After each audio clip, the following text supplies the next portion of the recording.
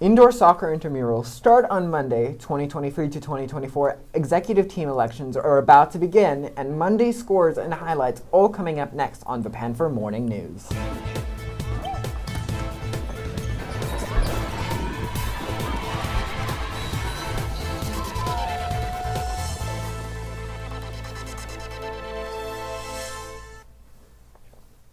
Good morning, St. Mary's. I'm Molly. And I'm Mark. And in Student Life News, we start off today with a blood drive update. Thanks to the 43 Panthers who have already signed up to donate at our upcoming drive on Tuesday, March 28th. Please see Ms. Harkness at lunch or break in the Shea Center if you'd like to donate. You must be 16 or older, and 16-year-olds must have a written consent from their parent.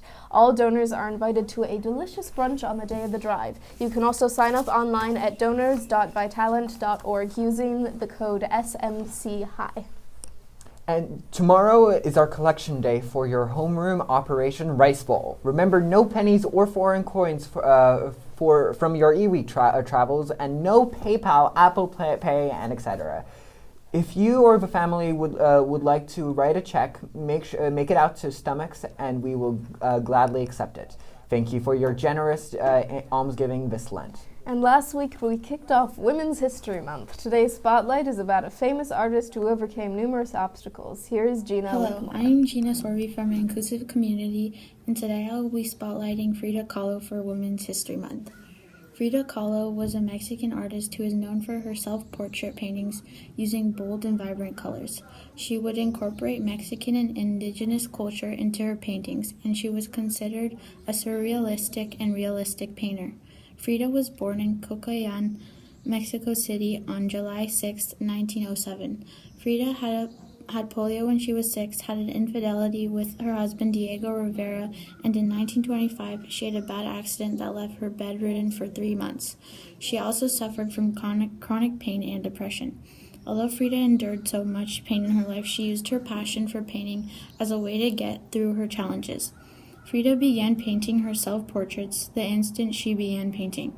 As she laid in her hospital bed, she painted with an adapted easel and used a mirror to paint herself. She painted her emotions, feelings, and physical and physiological pain. Kahlo reminds us that there are infinite possibilities beyond our physical limitations. Frida was also a feminist icon through her character, activism, and art. Her paintings were intimate, personal, included nudity, and were seen as revolutionary. In the 70s, she was admired for being open about being bisexual.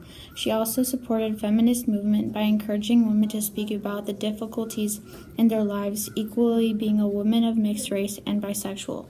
Kahlo is known for her unibrow as part of her personal and artistic style. It was her statement on male and female beauty standards. Never once did she hide, cower, or expect to be shielded from the harsh realities of her life. She refused to alter her features. Her works of art may have showcased great talent, but it was her tenacity in the face of hardship and gender-biased society that have become valuable inspiration for many. Thank you.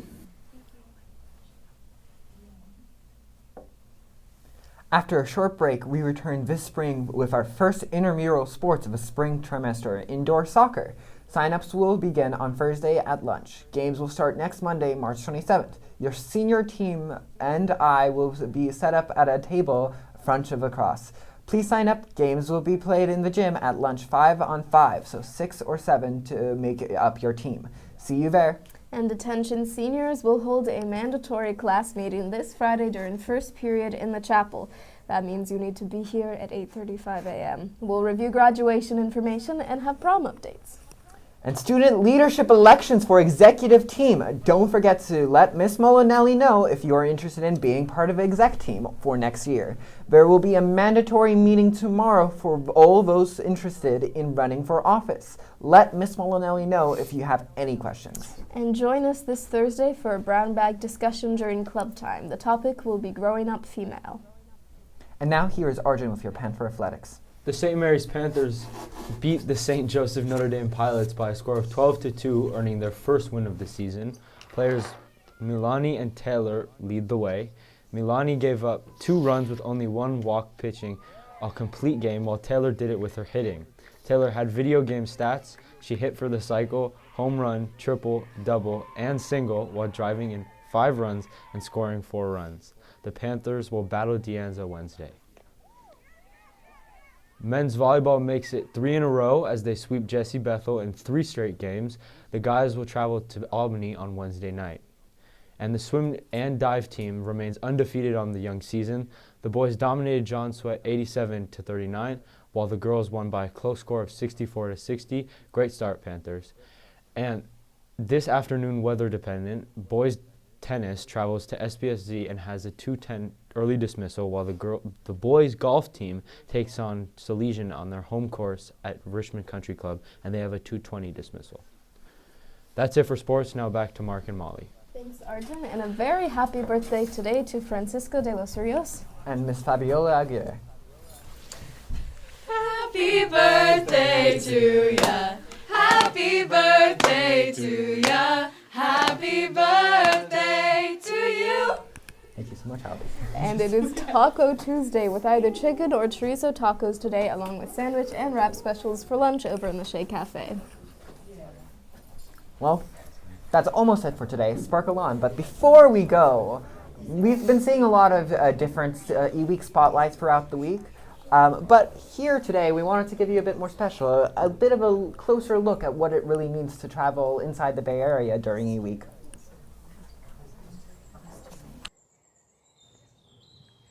Good morning, St. Mary's. It's Molly. And it's Mark. And we are coming to you live from St. Mary's College High School to explore Enrichment Week 2023. We are traveling far and wide across the globe in the Bay Area just to bring you what exactly the students are doing.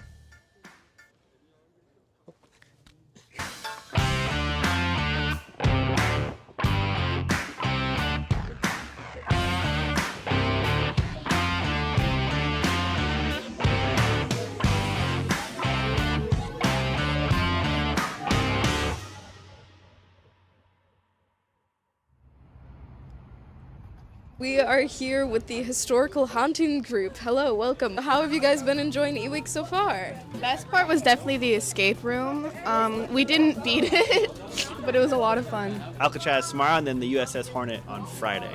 Have any of you seen any ghosts ever in your life? Yes. Throughout my childhood, I did have a ghost. I've never seen one, but I've been in situations where like things happen and I was like, yes, we're going to start off by hiking these first 3 days, kind of Tilden and then Reinhardt Regional a couple days, then head over to Bodega Bay, maybe camp in some rain. We are learning how to wedge clay, we're learning how to throw pots on the potter's wheel, and we're also participating in the Empty Bowls project. That is creating a bowl for the community food banks. I find working with ceramics a very sort of spiritual experience. It's like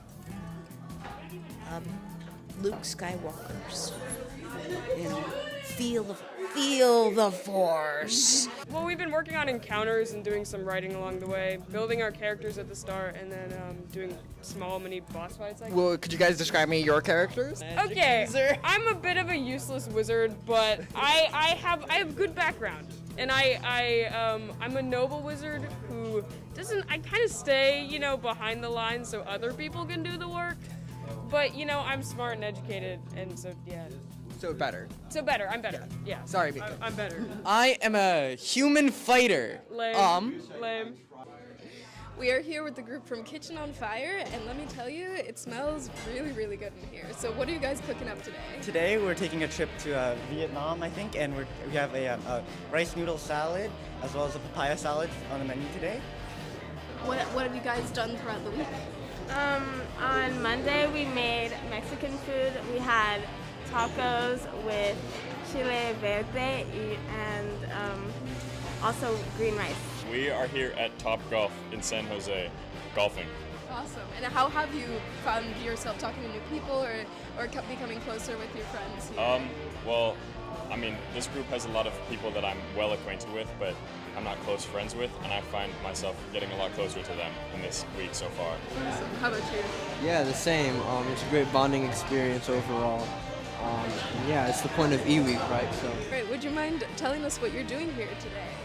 We are working at St. Callistus Food Pantry. This happens every Monday and Thursday throughout the year. And we get food from the food bank, and then we distribute it to the local community. And so they check in and they come through the line. Today, Aoife and I are working on the meat line. So depending on how much we get is how much we can give out. So we started out so full that Aoife didn't think we'd get rid of it all, and she is wrong. Okay. Are you guys excited to get your driver's license? I'm an avid backpacker and I fish a lot, so I need the car. To be honest, I'm still going to just go to school with Miss Walton. We're doing writing and cooking, so kind of toggling back and forth between the two. And so far, we've made 2 soups and homemade cinnamon rolls that mostly got devoured this morning. We've had a couple writing sessions, so far so good. How do you see E-Week changing students' relationships and building community and all? Well, that really is the main thing. I think that the biggest thing for me is that once kids figure out that they're not actually at school and they can be themselves in a different way around a teacher, it just completely changes the vibes. And relationships are formed at E-Week that just completely change the way you feel at school because you have those bonds with people. That to me is the magic of E-Week. And no matter what happens, no matter what the weather is, no matter whatever things you encounter, it's all about just forming those bonds. Any tips for if I find myself out on a mountain somewhere with nothing but a pack of expired bubble gum? What would I do? What would you do, Franklin? What have you learned so far? Here you go. I would try my best to seek shelter and call for help. Yeah. Right now, we're trying to catch up with the wilderness survival kids, but they're fast. We don't even have pigs. They don't, should we just give up? But we need them to survive. We can't survive out here. We're weaklings.